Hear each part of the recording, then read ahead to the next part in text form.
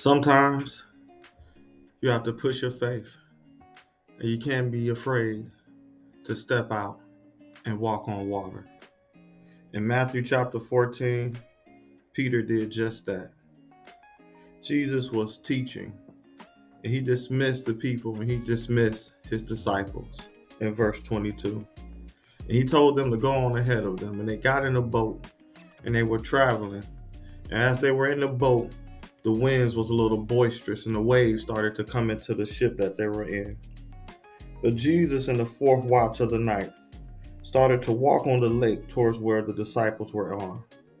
And they got scared and terrified and they cried out, "It's a ghost." They thought it was a spirit. They cried out in fear. But Jesus immediately said to them, "Don't fear. Don't be afraid. Take courage. It's me." Peter replied and said, "If it's you, Jesus, tell me, and I will come and walk to you on the water." And Jesus said, "Come." And Peter got out of the boat, and Peter began to walk towards Jesus on the water.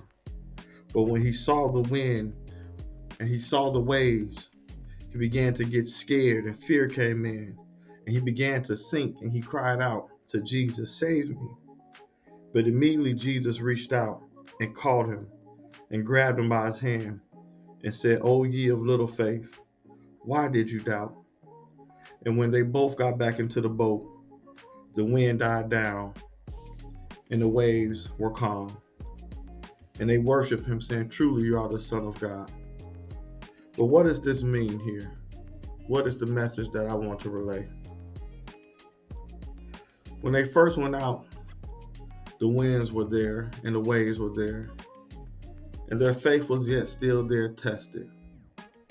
But Peter decided to push his faith and say, "Let me walk out on the water." And when he pushed his faith, he began to walk on water. It's only when he began to doubt that he began to sink. And when fear came in, when he began to tremble. But Jesus says, "Why are you of so little faith?" Push your faith. Sometimes you have to push your faith and step out and walk on the water.